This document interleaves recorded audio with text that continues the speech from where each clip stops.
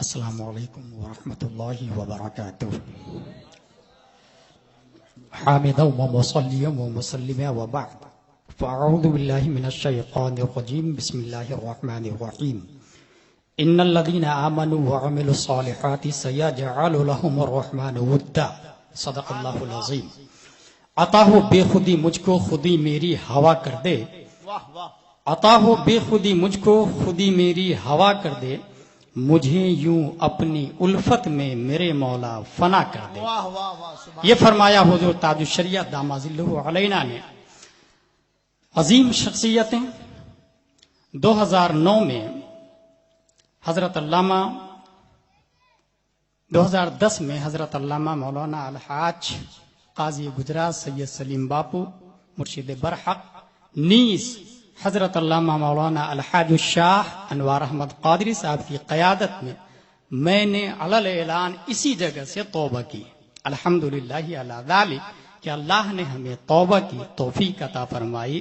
ان عظیم شخصیتوں کی رہنمائی 2011 میں نائب تاج الشریعہ خلیفہ تاج الشریعہ حضرت علامہ مولانا الحاج الشاہ مفتی شعیب رضا صاحب قبلہ کے حکم کے مطابق انہوں نے فرمایا لا یقفن احدکم فی مواقع التہم کے تحت آپ توبہ کریں.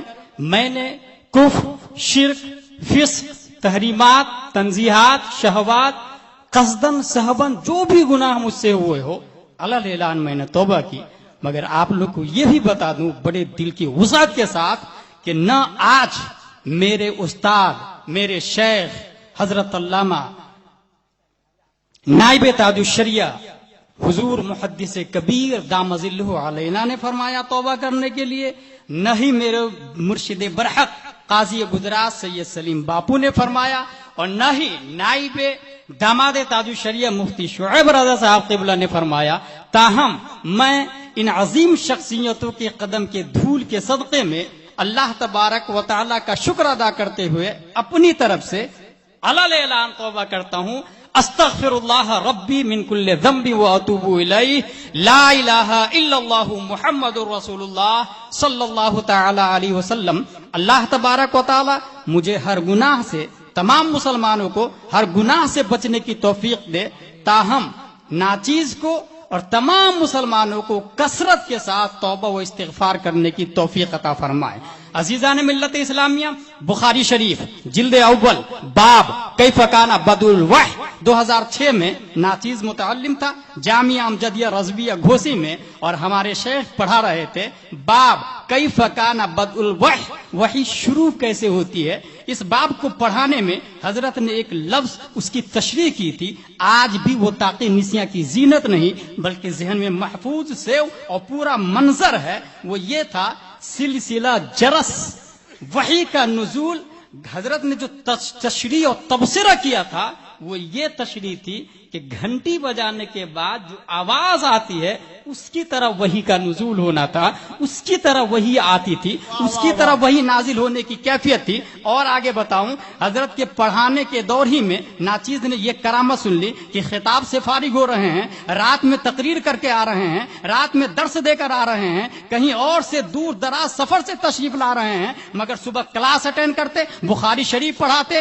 1 گھنٹی نہیں، سب لوگ 40 منٹ کی 1 گھنٹی اٹینڈ کرتے. مگر رات کی بیداری کے باوجود ہمارے استاد محترم استادوں نا، وہ استادوں اساتذہ نا، حضور محدث کبیر نے 2 گھنٹے کی گھنٹی پڑھائی ہے. بخاری شریف جب شروع کرتے پڑھانے بیٹھتے تو گھنٹیاں لگتی جاتی، مگر نہ حضرت اٹھتے تھے اور پڑھنے میں وہ مزہ آتا تھا کہ دوسرے مدرس کی گھنٹی میں اکتاحت کی بنیاد پر طلبہ ٹائم اور گھڑی کا استعمال کرتے ہیں. مگر حضور جب بخاری شریف پڑھاتے تو جی یہی چاہ رہا تھا کہ پڑھاتے چلے جائے اور پڑھتے چلے جائے، سنتا سناتے چلے جائے. حضور ناچیز سنتے چلے جائے، ہم لوگ سنتے چلے جائے. نیز یہ بھی بتا دوں اللہ اکبر کبیرہ، حضور محدث کبیر کی کرامات میں سے یہ ہے کہ رات کی بیداری کے بعد جب بخاری شریف کے درس کے لیے بیٹھتے اور غنودگی محسوس ہوتی تو درس بند ہو جاتا، زبان نہیں چلتی، الفاظ بند ہو جاتے، مگر جس جس لفظ پہ زبان خاموش ہوتی،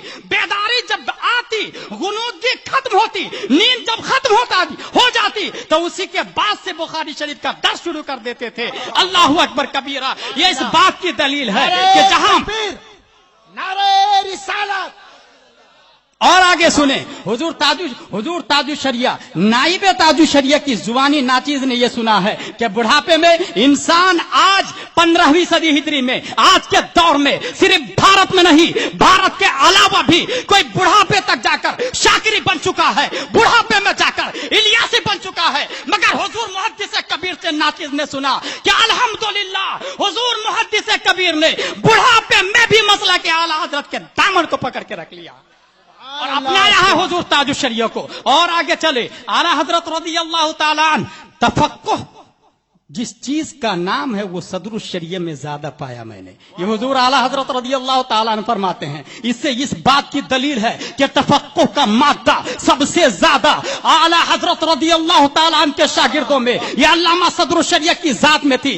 یہی وجہ ہے کہ قاضی قضات فی الہند، یہ پہلے پورے بھارت میں اگر اعلی حضرت نے کسی کو بنایا ہے تو یہ علامہ صدر الشریعہ کی ذات ہے۔ اور بہار شریعت کی تعریف آپ نے سنی۔ ایک اور ڈپ کی بات بتا دوں، کسی مدرسے کا مفتی ہو، جمدہ شاہی ہو، روناہی ہو، نظام الدین اولیاء ہو، الجامعۃ الاشرفیہ ہو، جامعہ دراسہ اسلامیہ ہو، منظر اسلام ہو، دارالعلوم غریب نواز ہو، کسی بھی مدرسے کا مفتی تسکین قلب کے لیے بہار شریعت اٹھا کر دیکھتا ہے۔ اور بہار شریعت اردو نہیں، دراصل مسئلہ یہ ہے، یہ رد المحتار کا ترجمہ ہے، یہ فتاوی ہندی کا ترجمہ ہے، یہ رد المحتار وغیرہ جتنی معتبر عربی کی کتابیں تھی علامہ صدر الشریعہ نے ان کو نچوڑ کر کے بہار شریعت کے نام سے جمع کر دیا ہے۔ پیارے آقا کے پیارے دیوانوں، شارٹ میں اتنا بتا دوں جاتے جاتے کہ آج پوری دنیا سنیت میں مرکز عقیدت، مرکز سنیت کا نام